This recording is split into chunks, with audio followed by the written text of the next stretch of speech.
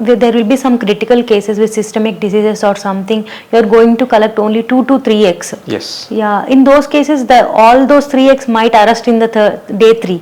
So, are there any cases you handled in such a way? Yes, we have had the situations where very few eggs like AMH will be low or AFC will be really low. For those patients, we advise there are possibilities that even we have injected one egg, day 3 it has grown, on day 5 it has become a beautiful blastocyst. We have transferred that single embryo, it has got implanted, resulted in a healthy baby. It is not about getting arrested, it is about the oocyte quality or the sperm quality. If these two are aligned, we are making sure that it is going to give a blastocyst. If there is, because quality is just what we see, we don't know what is inside the DNA, how it is being expressed between the couples. So if the quality of DNA of sperm or the oocyte is not up to the mark, it will arrest at day 3.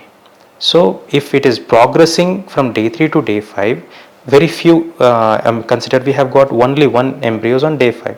What we will do, we will have something called pooling of cycles. Okay. We will freeze that one embryo in that cycle. Again the patient will be stimulated in the subsequent month. We will correct some more eggs. Then we will do the same procedure. We will keep on pooling the embryos and freeze it.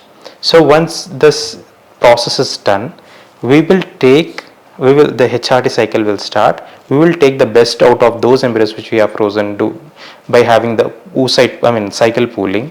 With that, we will take the best embryos and transfer. So, sir, in some cases the sperm quality and egg quality might be less. So, in those cases, what will you do, sir? Is there any technique or process to enhance the quality? In terms of oocyte quality, is completely based on how the patient responds to those drugs, or there could be inherent poor qualities also that we don't have a high hands over to maintain the quality, but we still do have a lot of antioxidants and everything given to the patients, prebiotics and everything to enhance the quality. Up to certain extents we can do. In terms of male, that is sperm, instead of treating a male, we are treating the sperm. We have something in place called Pixie or Max or microfluidics. This is something highly equipped devices which ensures that the normal morphological sperm with a good DNA quality will only be filtered out and that sperm will be injected inside. Because treating a male, the whole spermatogenesis is somewhere around 64 to 72 days of cycle. So the patients are not that much patient to get treated or get antioxidant for 72 days and come and do the semen analysis once again.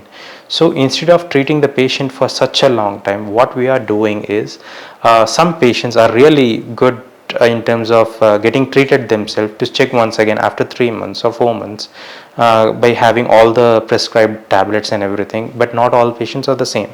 So what we do is, by instead of treating the man the whole 3 or 4 months, we are treating them for some time. Later on we are directly going into the sperm, we are treating the sperm here, we are filtering out the sperm which is the best one.